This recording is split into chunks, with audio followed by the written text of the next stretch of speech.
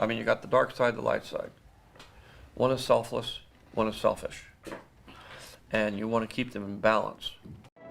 Hey, DJ here. Welcome to the channel that has interviewed over 100 Star Wars personalities. Take a look around. This vid, it's Dave Filoni. Even though our Dialog was filmed back in Japan at their first celebration, what Dave talks about here is still very relevant about the George Lucas philosophy, even for all the latest series and future films. We pick up from when I asked him about the responsibility of being the director overseeing all episodic directors. Well, like I said, it's a big responsibility. And the thing I really set out to do in the beginning was to know that Star Wars is George's. He created the universe. I always respect that first and foremost. I've tried to learn from him as best I can, and as I go forward, I apply a lot of the knowledge that he's been teaching me to everything I do in all the episodes, and then I try to pass that knowledge on to the episodic directors that I have and the rest of the crew, so that we're always making Star Wars the George Lucas way and not any one particular version of it. Better tell us, what is the George Lucas way? Well, what I've learned, it's a very fast-paced storytelling. It's humorous, but it's also dramatic, and it really comes alive in the editorial room. In animation, we never did a lot of editorial, really work off of storyboards more and revise from there. But for George, it's all about coverage and shooting, and we're bringing a lot of his live-action techniques to this animated TV show. And really, the editorial room, again, I gotta say, that's where it all comes to life. And I have a fantastic editor, Jason Tucker, and we all work with George, and he's teaching us day by day. So I heard you say coverage there. That's when we get angles of different shots. So there's actually a lot of shots that won't make the final cut.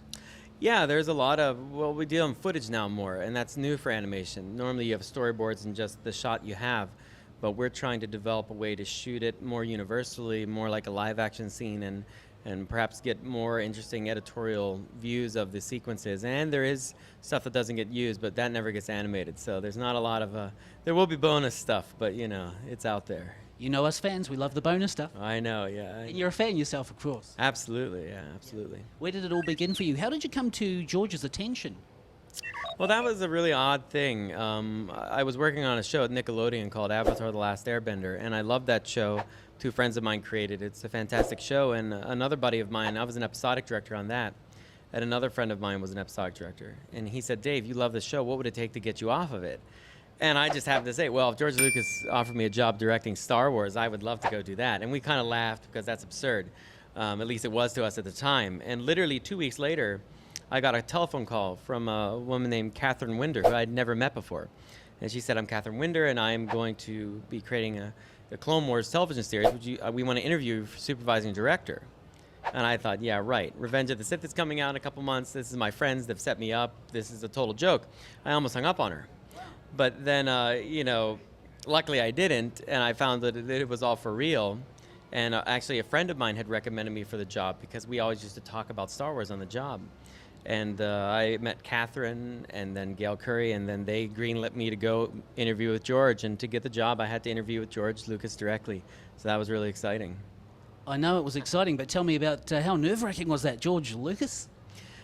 Well, I mean, you can't be nervous about it. I mean, if you were going to do the job that I'm doing, you have to make a separation. Yes, I'm a big fan, but I work in the film industry. And, if you dream about working with people like George, you have to become someone that can work with them peer-to-peer and really understand that knowledge and take it and use it and not just look dreamily at it. Every now and then I step back and go, wow, I really do appreciate this chance I've been given, but I have to execute this well, and my team, everyone does the same thing at Lucasfilm Animation because we want to give the fans the best Star Wars we can. We want to give everything we have to make sure it's going to be the best it can be.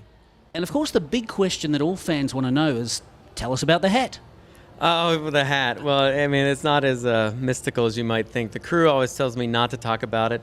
They like that I haven't talked about it, but I work on a ranch. What can I say? Skywalker Ranch. So it's best to wear a cowboy hat, isn't it? I think that's the best ranch on the planet. We've been there. We loved it. It's so serene. Oh, We're great. very envious of you, of course. We thought it might just be either Crocodile Dundee or Indiana Jones. No, Indiana Jones wears a fedora, and that's a different style hat, so it had nothing to do with that. In fact, I was wearing it before they announced the new movie, but now, everyone thinks that. But Mate, it's a cool trademark, and it's great to talk to you. Dave Filoni, supervising director for The Clone Wars. Thank you so much. so nice to meet you. Thank you. Bye. So, what are your thoughts? Is Dave still honouring the vision of the maker? Let us know in the comments. Subscribe and like while you're here, and look around the channel for over 100 Star Wars interviews. Catch you soon. I try to give as much back as I can because I've been out there waiting in lines and waiting for presentations. Yeah. I know how much it means when people take time. Good stuff. Great, man. Thank you, sir. I appreciate it. Am I good? You're great.